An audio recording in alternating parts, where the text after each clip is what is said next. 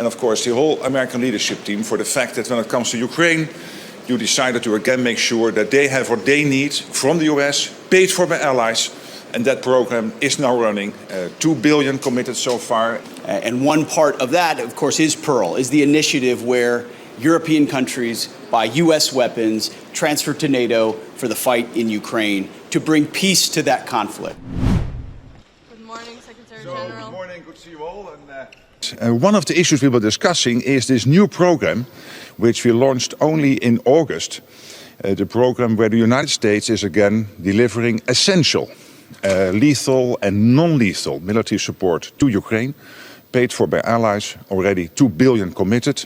And I have every reason to assume today that many other countries will sign up.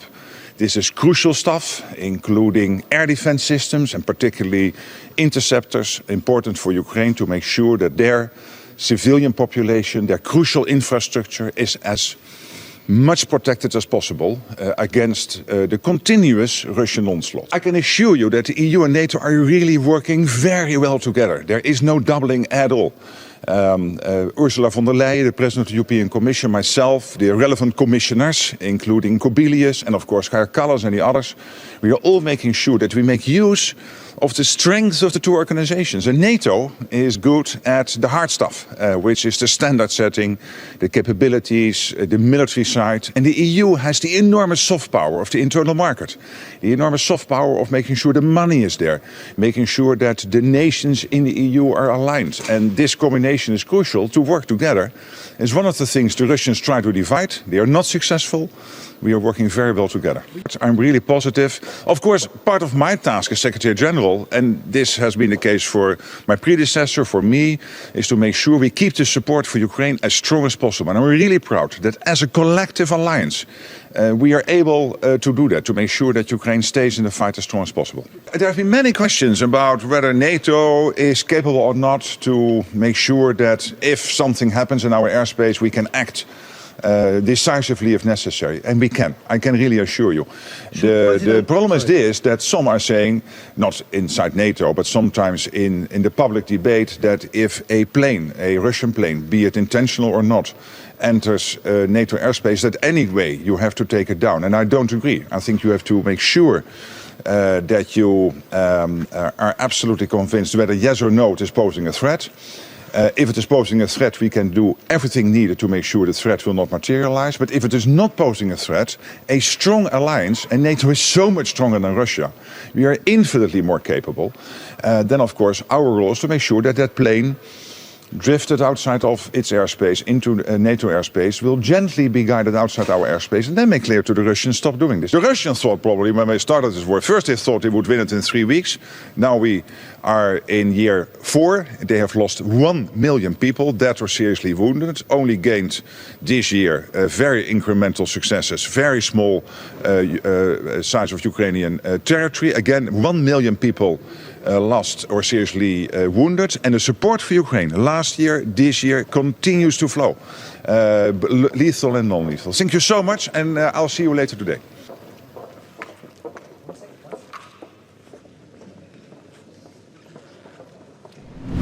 So, good morning. I really want to welcome Pete Hegseth here to NATO again, to the Defense Ministers meeting. This will be an important meeting because we had a successful summit in The Hague, and there is now much more cash on the table. There is firepower coming out of our defense industry, which is so important, and we are doing everything collectively to keep Ukraine strong. But I particularly want to thank President Trump and you personally for your leadership and the whole team for the fact that NATO is now much stronger, more lethal, but it is also fairer. Because we know that since President Eisenhower, there was this constant irritant that, yes, NATO was there, the US was committed, but also had a clear expectation that EU allies and Canada would step up. And we took that historic decision in The Hague, thanks to your leadership, equalizing defense spending on this side of the pond and in Canada with what the US is spending. And I think that's extremely important. And I also want to thank President Trump and you personally again, and of course the whole American leadership team for the fact that when it comes to Ukraine, you decided to again make sure that they have what they need from the US, paid for by allies, And that program is now running, 2 billion committed so far, and today I expect many new announcements of countries who will participate. So, all in all, we are making great progress. Again, thank you so much, Pete, for everything you are doing. Mark. It's great to see you. Great to see you. Absolutely. Great to be here. And Mark mentioned it, firepower. That's what is coming, we expect it is coming from NATO. And it was a historic summit just a couple of months ago, brought about by leadership of President Trump to say we need our allies to step up. And they did, and they have in those commitments. Now those commitments will soon translate into capabilities, which is the most important aspect of it. And one part of that, of course, is Pearl, is the initiative where European countries buy U.S. weapons, transfer to NATO for the fight in Ukraine to bring peace to that conflict. And if there's anything we've learned under President Trump, is the active application of peace through strength. Yes. You get peace when you are strong, not when you use strong words or wag your finger. You get it when you have strong and real capabilities that adversaries respect. And I believe that's what NATO is doing. I believe that's what the Pearl Initiative is. So our expectation today is that more countries donate even more, that they purchase even more to provide for Ukraine to bring that conflict to a peaceful conclusion. I would also note a historic moment as well for a lot of things to happen, given what the president's been able to do in Gaza and throughout the Middle East. I think the world is seeing that we have a peace president who seeks that peace through standing by those that stand with the United States and stand for peace, which is what we saw there, and I hope we can see in Ukraine. So that's the focus of our efforts. We're going to be strong to bring that about, and thanks for having us. Great. You got Thank it. you so much. Thank you so much.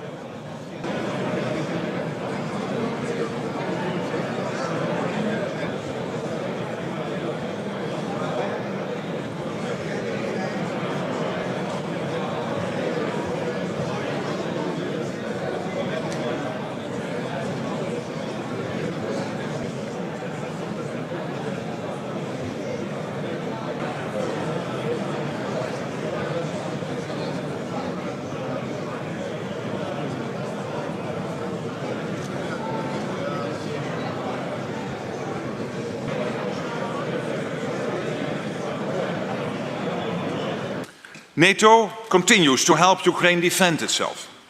This includes the most recent NATO initiative that has already channeled $2 billion of US equipment paid for by allies into Ukraine. And there's more to come. Our support is putting pressure on Putin today. And our support to help Ukraine strengthen its own capabilities for the long term will help deter any Russian aggression in the future. And this clearly contributes to our own security too. I think you will meet later at the press conference.